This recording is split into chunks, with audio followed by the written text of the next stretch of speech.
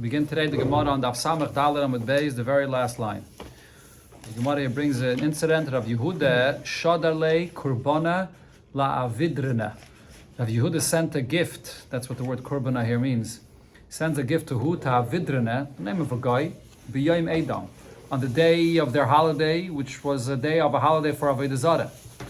So the question is, how was he allowed to do this? This takes us back to the beginning of the Masechta, where we learned that on the day of the holiday of a guy, you don't send them a gift in order not to cause them to then come and serve their Avoda Zara and thank their Avoda Zara for this gift. So Omar, Rav Yehuda that is said, Yadayna Bey, I know this guy, the loy palach lavedis gechavim. He doesn't serve Avoda Zara. So if I'm giving him this gift, it's not going to cause him to thank his Avoda Zara. This is something that I mentioned also in the beginning of the Masechta. Taisa speaks about this, why today we don't keep this issur of not giving a gift at the times of their holidays, because today you don't have Avoda Zara, really. So he was saying regarding this individual guy, the same thing.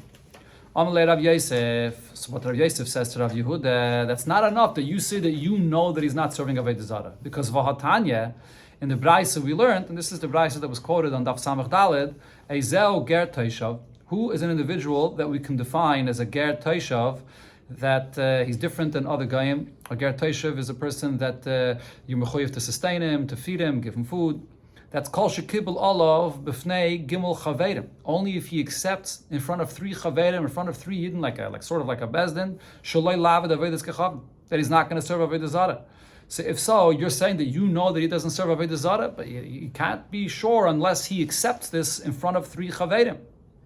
So the Gemara answers, there's no question from that Braisa. Kitanya Hahi, when that Braisa is saying who is the Ger Toshav, that's Lach Yosei. Regarding this halacha, as I mentioned, by a Ger Toshav, he's on a different level, different than other Goyim, that you're mechuyev to sustain him and give him parnasa. For that, to be in that category, he has to be makabel, this upon himself in front of three Yidden. But for this halacha, regarding knowing that he doesn't serve Avoda Zara and there's no chash, you can give him a gift on the day of his of the Yom Edom and their holiday. For that, it's good enough that Rav Yehuda says that I know for a fact that he doesn't serve Avoda Zara.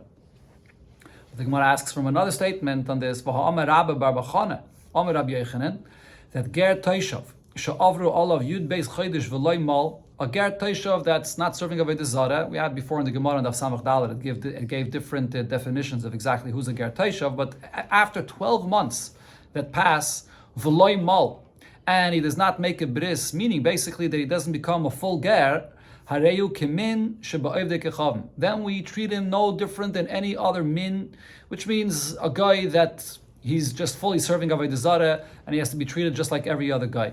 So what we see here is that by this ger Toshav, if he's not going to be making a bris, he's not going to be doing a full gerus, then he's considered to be like a regular guy. So how could Rav Yehuda say that this person doesn't serve Avoda Zara and therefore he said that he's different than all other guys? So the Gemara answers, well, let's see the Gemara's answer. So the Gemara says this statement of Rabbi Yochanan is talking about a unique case. You can't say this about every case of a Ger Toshav, that he has to become a full ger, and if he doesn't do a bris and become a full ger, then we treat him again like a guy that's serving Avoda Zara. There, what is he speaking about? Hasam kagon shekibel olav lamul.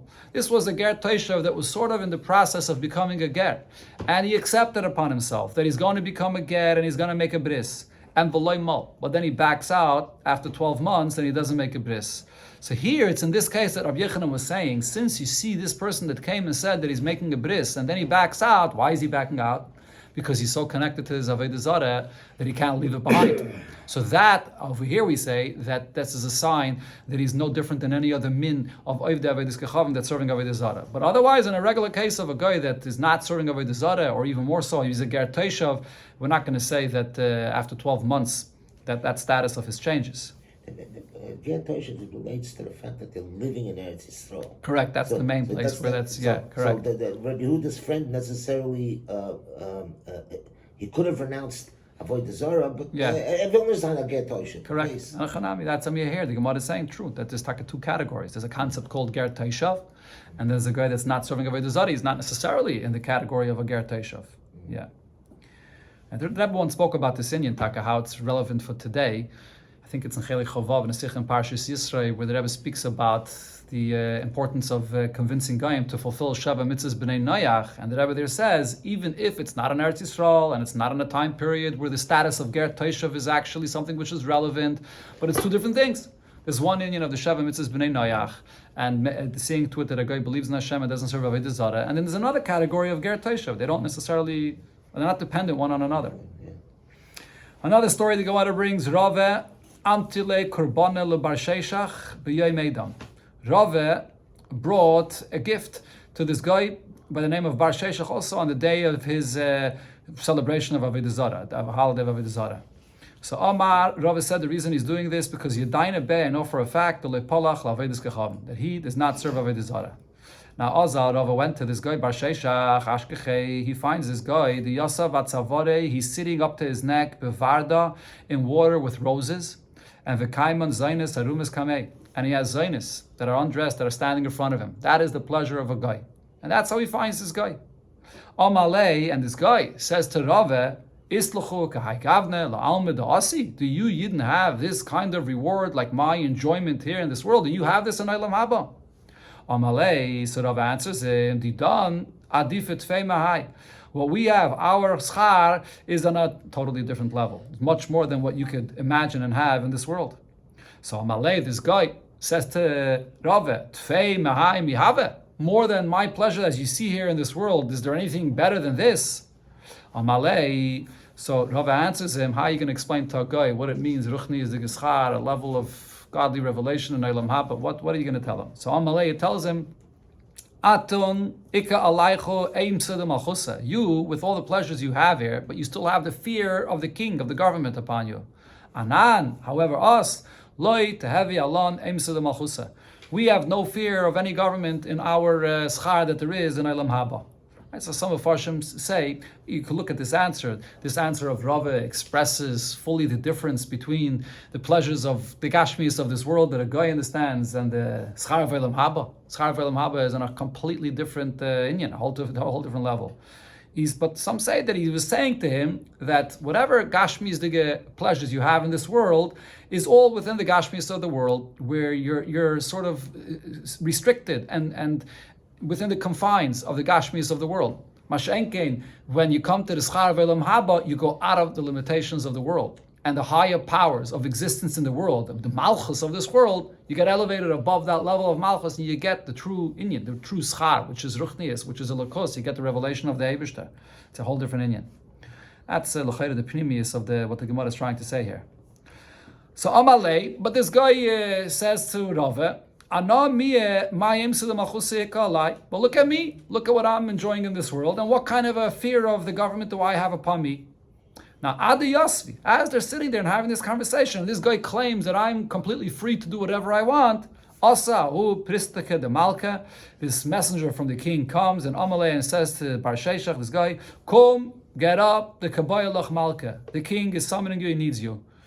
So he saw that Rava was right, that with all of his pleasures, he's still confined in this world and he has to go to the king. So Kinofik Vazla, when he was on his way out going to the king, Amalei, he says to Rava, he was so impressed how the words of Rava are true. So he says to Rava, the eyes of those that want to see bad things happening to Yidden, Tifka, should pop out of its socket.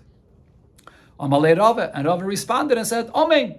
Yeah, it should be so. What happened? Bar Sheshach's own eye popped out of its socket because he didn't realize that what he was saying was going to go back on himself.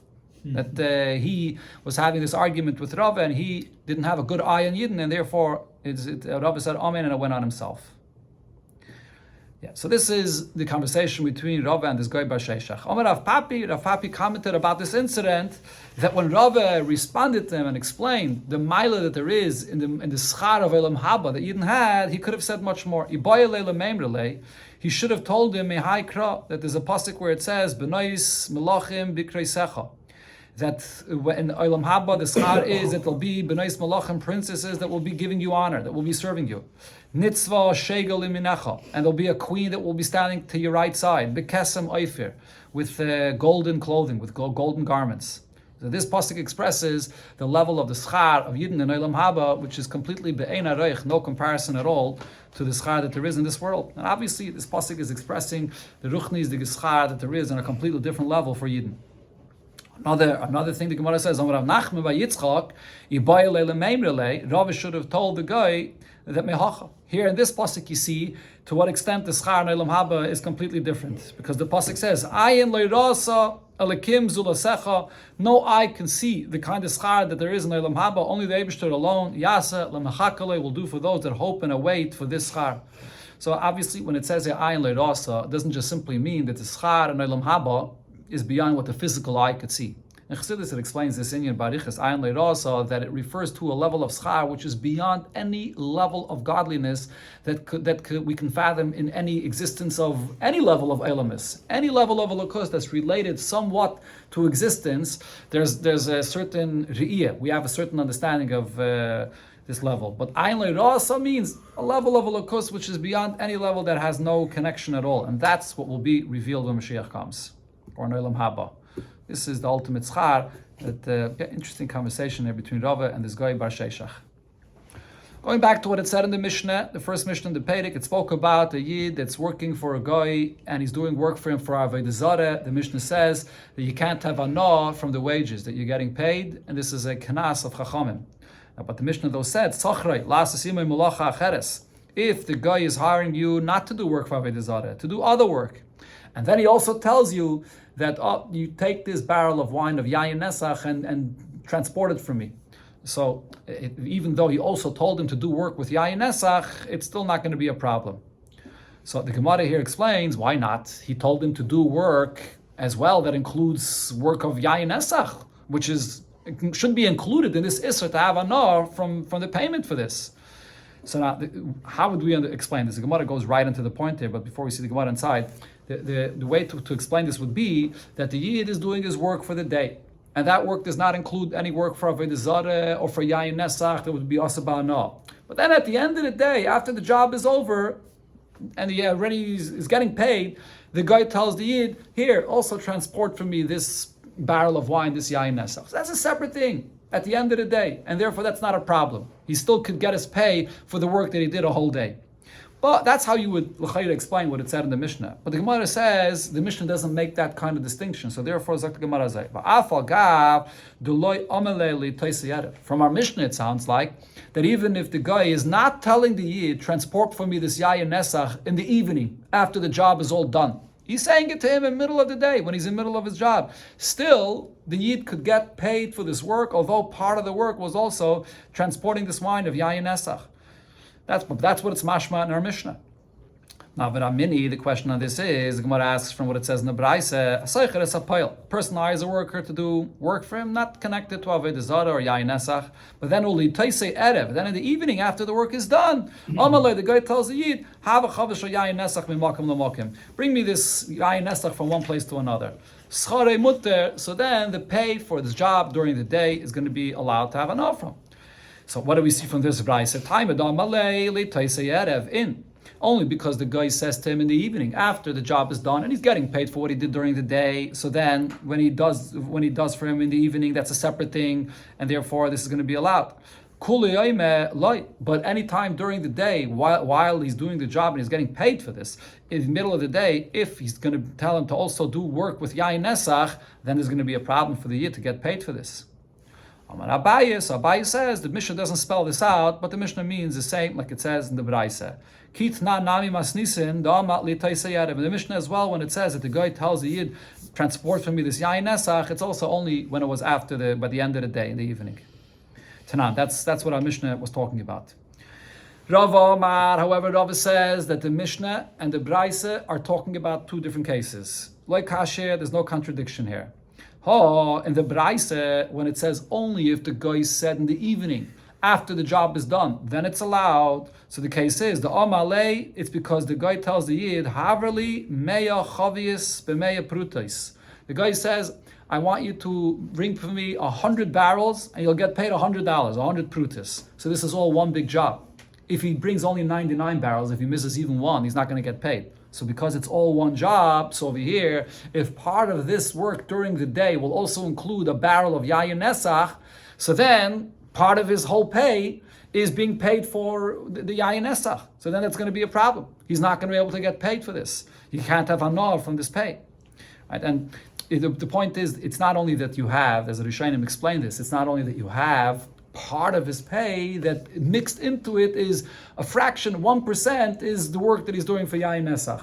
Because the guy said it's all one thing. Either you do for me the job 100 barrels, and that's only then will I pay you. And if you do only 99 or anything less than 100, you're not going to get paid at all. So therefore, that yayin nesach that he's going to do the work during the day as part of these 100 barrels, the whole entire pay is contingent upon this. So therefore, for this kind of pay, you can't have a nar from at all.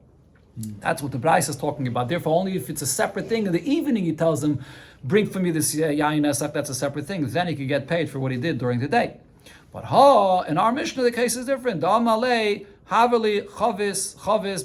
He tells him for each individual barrel, he's paying him separately. It's not all one big job and one pay.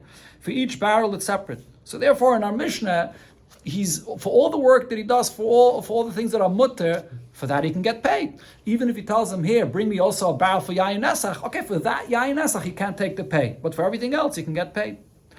Hatanya, this is a proof actually. The Gemara says we see this point in the Braisa as well. It says person hires a worker that it's all one job. You're going to do a job of transporting 100 barrels for 100 prutais v'nimtzis and it turns out that there's one barrel of yayin nesach amongst them. The entire schar is all aser because the whole job and the whole pay is dependent on this yayin nesach, which is aser. However, if he tells them chavis bepruta, each barrel is a separate job and a separate pay of a pruta. And then v'nimtza chavis yayin shal yayin nesach b'neim, and there's one barrel of yayin nesach, schare mutter. The entire schar minus the schar of that yayin nesach will all be mutter. Next thing it said in the Mishnah is haseicher es hachamoir l'havi aleh yayin nesach. A person rents out his donkey to deliver yayin nesach schare yaser. The pay for this rental, to have a na of the pay of this rental, is also part of this knas that the Chachamim said that you can't get paid wages for a job that you do with yayin nesach, and you can't earn money with a rental if it's a rental for the purpose of transporting yayin nesach. So the Gemara asks, it seems to be obvious that it's the same thing. You're earning money from something that was done with Avoda Zara or yayin nesach. Why does it have to give another example? Hasul amali. Why is the Mishnah here giving another example? Hainu reisha. It's the same point in the reisha where a person is earning wages for work that he does with yayin nesach, and in this case, it's a payment of a rental for transporting yayin nesach. Answers the Gemara, Seife Itzrichalei. It's the next case. This take is not the Chiddush, but it's the next point the Mishnah says, which is the Chiddush. Because after this, the Mishnah says, Sachra Leishav Aleh, if the guy is renting a donkey for him to ride on it, even if the guy then places his jug of wine on the donkey, which has yayin nesach in it, so it turns out that the donkey that was rented is also transporting yayin nesach, but nevertheless, schare muter. The pay for this is going to be mutter. Why? So the way the Gemara understands this right now is because the rental is for the guy to ride in it. It's not for him to place his wine in it. That's not part of the rental. So even if the guy does that, you can have a no of the payment of this rental. In fact, the Gemara, is that true? The memra, the login, lav dinuhu. Should we say that the jug of wine that a guy may put on this donkey that he rents, he's not supposed to be putting this jug of wine on the donkey? That's part of the rental, actually. Veramini, I'll ask you from a braisa where it describes what it is that a person can bring on the donkey when he rents it. A person that's renting a donkey, and this is a case where he's renting this donkey along with the donkey driver. There's the donkey driver, and then there's the person that's renting and riding along with him. So now, the one that's renting and that's riding along, he can come himself, obviously, on this donkey, and he can place on it ksusai, his garments, leginosai, his jug of wine, or any jug of whatever he needs, umizanaisav, and his food, for what he needs for that road trip. And now when it says there, as Rashi says, this means even for what he needs for the whole trip, for the days later, for 3 days. He can put all of this onto the donkey. That's part of what he's renting it for, even if it may be very heavy for the donkey, but that's what it's made for, and that's what he's renting. But anything to put on the donkey, anything more than this, chamar ma'akevalo. The donkey driver could hold him back of adding more weight and more things to carry on the donkey. Now, chamar, the donkey driver himself, what is he allowed to bring onto the donkey? Maniach alas item, he can bring barley, v'teven, and hay for what he needs. This includes also for what he has to feed the donkey itself. And he could bring for himself food, but he could only bring for what he needs for this day, not for the whole road trip, not for 3 days. Anything more than this, the renter could stop the donkey driver of bringing any more food than what he needs for that day. The Gemara will soon explain the difference between them, but the point that we see here clearly from this Braisa is when you rent a donkey, you're not just renting it to ride yourself, but you can put your jug of wine on it as well. So if a person rents out a donkey for someone to ride on it, so why are we saying you could have anah now from the payment of the rental, even though you put yain nesach on it? Yain nesach, it's part of the rental, that he could put the wine in it. So Abaye explains, no, you could still have anah from this rental. Nihi, the login, dinhu loisuvi, you're right, we see here from this braise that you could place the wine on this donkey. It's part of the rental that he has the rights to put that. But Mia, however, if the guy does not bring any wine, any yain nesach on this donkey, could the guy now say to the yid that rented him the donkey, here, deduct from me payment of my rental because I didn't bring a jug of wine on the donkey. It's not going to change the payment of the rental. The payment remains the same whether he brings that wine or not. So therefore, you can't say that by the payment of the rental, that this payment is partially for that yayin nesach. It's the same rate, it's the same price whether he decides to bring along yayin nesach or not. And therefore, you can have anah from this rental. Now, the Gemara, as I mentioned, goes back to explain in this brayse, which quoted it, so it explains what's the pshat in this brayse, that you have the donkey driver and you have the renter that's riding on this donkey. The donkey driver could only bring food for 1 day, and the renter could bring food for the whole trip, for 3 days. So the Gemara wants to understand what's the difference. Hey Chidami, what are we talking about over here? If you can find on the way the food to buy, so the donkey driver should hold back the renter of bringing any food more than what you need for that day. Why should you load up this donkey more than what you need for today? You can buy on the road more food later. And if you can't find what to buy during the way, so you need food in advance, so the renter should not be allowed to hold back the donkey driver of bringing the food that he needs for the entire road trip. Rav Papa explains, the case here is that you could find, when you travel and you go from one station to another, you will be able to find, if you know where and how to find, you will be able to find food even during the road trip. Now, Chamar, this donkey driver, he's always riding on the road. That's his job as a donkey driver. So Darke lemitrach ulemizban. That's a customary for him. He knows where to go and find from station to station the food that he needs during the trip. So therefore, he's only allowed to bring the food that he needs for 1 day. However, Seicher, this renter though, it's not his derech to go out and to find food during the trip, and therefore he's allowed to bring the food in advance for 3 days for the entire road trip. Another story the Gemara brings, Avue de Rav Acha berei de Ravike. The father of Rav Acha berei de Ravike, in other words, this is basically Rav Ikke himself. It's interesting how the Gemara names him this way. Apparently, Rav Acha berei de Ravike was a well-known Amayra, so therefore it refers to him as the father of this known Amayra of Avue de Ravike. Berei de Ravike. Have a shafich, so he would pour out lahu for Goyim chamra la'oivdei kechavim. For the Goyim. So okay, let's like this here. Rashi explains what the story over here is. When a person usually sells wine, he sells the wine in the barrels to the buyers, and they're paying him for both, for the wine and for the barrels. But in the case of the father of Rav Acha berei de Ravike, he did different. He would sell the wine to the Goyim and he wouldn't give them the barrels. He would pour out the wine from his barrels into their leather flasks that they had to contain the wine in it. So that's what it says here. He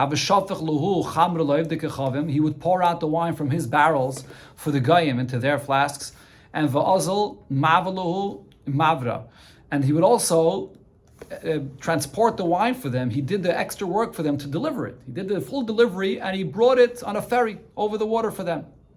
and v'yavulei gulfi ba'agre. Now the goyim, besides what they paid him, they also allowed him to keep his barrels. That was the whole point here, that because he's doing the extra delivery work and over a ferry, so he would keep the barrels in exchange for this, that he's doing this extra delivery. Ba'agre as a pay for this delivery. So also Amrulei la'Abaye. So they came and told Abaye about what he's doing. Because here, this could be an issue of him doing work with this wine, which could be yayin nesach. And you're not allowed to do work and earn wages, have enough from the wages of yayin nesach. So they told Abaye about this. So Abaye said to them, what's the problem? Ki katarach ba'teire katarach. Whatever work he's doing is all with wine which is still mutter. Why? Because what is he doing? He's taking the wine from his barrels and pouring it into the flasks of the goyim. So when he's pouring that wine out of his barrel, so the wine that's coming from his barrel is not yayin nesach. When it comes into the barrel of the guy, even before it hits the bottom of the barrel, he did his job. He's doing his tircha for them, and therefore that tircha, that work that he's doing for them, is not work with yayin nesach. And when it mixes into the wine of the barrel of the guy, there it becomes yayin nesach. But when he pours it in, that wine that he's pouring is not yet yayin nesach. So the work that he's doing for them is not a problem. Now, even after the wine is already poured into their flasks, there's another isser. We learned before that Avoda Zara, you're supposed to get rid of Avoda Zara. If a Yid wants to preserve Avoda Zara for his income, that itself is an isser. And over here, he wants the flasks that is being contained now in the Goyim's flask that he poured it into, and now it is mixed into their wine, into their flasks. Now it's already yayin nesach. He wants that to be preserved there. Why? Ziki. The loy nitztar ziki. In order for those of those flasks that he poured into it will break, what's going to happen then? They're going to have to bring other barrels. Then they're going to have to use his barrels to have the wine. He wants that the flasks of the goyim should be safe and secure to contain their wine, so he can get his barrels back. As I explained before, that he's keeping his barrels. So in this case, he wants the kiyum of this yayin nesach. It's now yayin nesach in the flasks of the goyim. So that itself should be also for him to have ana of the wages of this. So the Gemara says, no, the masni ba'adayu, he makes this condition with them that it doesn't make a difference, that even if it's going to break, he's still going to get his barrels. It doesn't make a difference if their flasks are going to break or not. He is going to be able to keep his barrels. So it doesn't make a difference to him if it's going to remain intact or it's not going to remain intact. He's not reitze b'kiyumai. Inami, or the cases, the maisu peristiki ba'adayu. The goyim bring not only their leather flasks to contain their wine in it, they also bring other vessels in case it tears open, in case it breaks, that they'll be able to catch their wine without using his barrel. So he's secure. He doesn't, once he pours it into their leather flasks, he doesn't anymore he's not reitze b'kiyumai, he can take his barrels and walk away. So therefore there's no issue with him doing this work for them. But now the Gemara asks another obvious question here. But he's doing the whole delivery for them. He's bringing it on a ferry for them. So the katarach b'yisura. So he's doing work for them with this wine. Once it's in their flasks, now it's wine which is yayin nesach, and he's doing the delivery for them. How is he allowed to do the delivery and then have hana from the wages of this?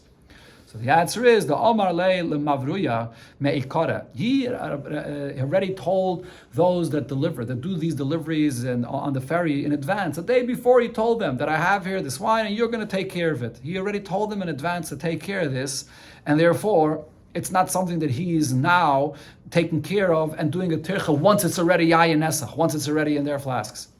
Inami, or the Nikiti Bei Kitri. Or Nikit Kitri literally means a knot, which means that there's a certain simon that he gives to the ones that do this delivery, that when you see my customers coming on the other side, take care of the delivery for them. So he's not doing the work for them with this yayin nesach. And therefore, there was no problem of him having hana from any earnings of work being done with yayin nesach. Sagt der Heilige Mishneh, yayin nesach, shenofal al gabe anovim. If you have wine, yayin nesach, that fell onto grapes, so now there's a mixture here of these grapes with the yayin nesach. So what do? Yedichen. You just rinse it off, wash it off. Ein mataris. and it's mutter to have a nar from this. But if the grapes are split open, so then the wine gets absorbed into the grapes. Or another pshat over here is not only the grapes are split open, but once you take the grapes off their stems, so then there's an opening in it, and the wine gets absorbed. Then asurais, then this wine will be aser. Nafal al gabi te'inim, if the yain nesach falls onto figs, or al gabi tamarim or on dates. So im yesh ben benoisen tam aser. If the mixture of this yain nesach is strong enough that it has the taste of wine, then it'll be aser. So how do you usually estimate this? It usually goes by bittul b'shishim. If it's 60 times more of dates or figs against the wine, then it will be mutter. Umaise bebaitus ben Zunon. A story with an individual by the name of Baitus ben Zunon, shehevi greigeris besfina. He delivered dried figs on a boat, and a barrel of yain nesach broke, and it fell onto these dry figs. He asked the Chachamim if he can use this, and the Chachamim said it was allowed because in this case, the wine did not give a good taste into the figs, and therefore they said it's allowed. Now, the rule when there's a mixture of yain nesach, whether it will be mutter or aser, the rule is as follows. If the mixture of this yain nesach, there's a good taste, a nice and tam l'shvach, there's an improvement in the taste from this yain nesach, then it'll be aser. But if the taste that the yain nesach gives is not a good taste, it adds a bad taste to it, then mutter, then it'll be mutter. An example where it gives a bad taste is chaymetz. If you have vinegar that came from yain nesach, shenafal al gabe grisen, that falls onto split beans, and it gives it a bad taste. So in such a case, the yain nesach does not cause an iser. The Gemara asks on the first part of the Mishnah here, Maise lista. It seems like the Gemara or the Mishnah that is bringing a story which is the opposite of the point of what the Mishnah was saying. The Mishnah first says the halacha that when the wine falls on the figs or on the dates and it gives it a taste, it's going to be aser. And then it brings a story of Baitus ben Zunon where it says that the Chacham were matter when the wine fell onto his greigeris, onto his dried figs. Says the Gemara, Chasuri mechsere, there's something missing in the Mishnah. V'achi ketani, this is how you have to read the Mishnah. Im noisen tam lev gam, if it gives a taste, but it's a bad taste, it doesn't improve the taste, so then hu mutter. Nice and town of gamu, so then mutter. Then it's going to be mutter. And then it brings the story that he brought these dried figs in the boat, and the barrel of wine broke. And it fell of them. And the Chacham said it's allowed because it gives a bad taste. So in other words, it seems here is that in the case of regular figs and regular dates, the wine gives a good taste. But if it's greigeris, which is dried figs, over here it gives a bad taste, and therefore it's mutter. So the Gemara brings an incident that happened. Ahu kari dechiti. There was this bunch of wheat. The nafal aleh chavita de yain nesach. A barrel of yain nesach fell on it. Sharyei rove lezavune loev dekechavim. Rava says, okay, you're not allowed to drink from this or eat from this wheat, but you can sell it to Goyim. You can sell it to Goyim. The Gemara will later say that minus the value of the yain nesach that's in it, but you could sell it to Goyim. Now, seemingly, this should be a case where you just wash it off, rinse it off, and it should be mutter, like it said in the Mishnah. The Gemara will soon explain why we don't say that. Over here, there is a problem with the mixture of this yain nesach, so you can't eat it, but you can still sell it to Goyim. So the Gemara asks, how could you sell it to Goyim? Asks Rav bar Livoi, that is. Asks Rav about this. There's a Mishnah that says, or maybe a Braisa, Beged she'ava by kalayim. When you have a garment that there's kalayim mixed into it, so you can't wear this. So what are you going to do with it? So you can't sell it to a guy either. And also you can't use it, make out of it a saddle for a donkey. Why not? The Gemara will explain in a second why not, we'll see. All you can do with this garment, which is shatnez, klayim in it, all you can do with it is, you make it tachrichem lemeis. Tachrichim, shrouds for a person that's being buried. Here, there's no issue of him using shatnez.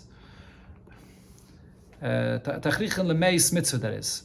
That's it goes together, sorry. You make it as tachrichim for a meis mitzvah. Okay, so now the Gemara says, my time. So a guy, why can't you sell it? Why can't you sell shatnez to a guy? So the reason is Dilme, because Asim, perhaps what will happen is Asal is Vune Li Yisrael. This guy may then sell this garment to a Yid, and the Yid will have no idea that there's shatnez in it. Hachanami, if so, over here in this case where there was Yayin Nesach that was poured or fell onto this wheat, how can you say that the Yid himself can't eat it, but he could sell it to a guy? The problem should be Asal is Vune Li Yisrael. This guy may then sell this wheat to a Yid. And says the Gemara, Hader Shadi. So Rava Taka accepted this question from this Braisa. So Rava said, you're right, you can't just go and sell it to a guy as is. Hader Shadi, Rava said, what's only going to be allowed is Lemitchinu, you're going to have to grind the wheat, Lemifinu, and then to bake bread out of it. And then sell it to a guy, but Shaloi B'fnei Yisrael, but not in front of another Yid. Once you bake this as a bread, so now we're not concerned that a Yid is going to buy this bread from this guy, because it's pasakum. You're not allowed to buy bread that was baked by a guy. So then, after you bake it, then you could sell it to a guy. Okay, but the Gemara though adds, it has to be shaloi b'fnei Yisrael, not in front of a Yid, because if a Yid sees that it's the Yid that's selling this to the guy, the Yid will say to himself, this is not bread that a guy baked, this is bread that a Yid baked, and he'll buy it from him as well. So it has to be done shaloi b'fnei Yisrael. But now here the Gemara comes back to ask on this whole story, why is there b'chlal a problem with this wheat? Why can't you just rinse it off and use it? So Tanan, what did it say in our Mishnah? Yenesach she'nafal gabi anovim, yenesach that falls onto grapes. So yadichem, rinse it off. Ve'imutaris, you'll have an off from this. If it was split open, then asurais, then it's going to be a problem. That means muvukais in. Only if it's split open is there a problem. But if it's not split open, it's not a problem. So with this wheat, why would it be a problem if the yain nesach fell in it? Rav Papa answers, Shani chiti, wheat is different than what it said in our Mishnah. It spoke about grapes or figs or dates. Wheat is different. In the kernels of wheat, it has a certain split in it naturally, and therefore, even if it didn't split open afterwards, but all wheat absorbs the wine, and therefore it's an issue that you're not allowed to drink or eat from these wheat, and therefore Rabbi said all you could do with it is sell it to a guy.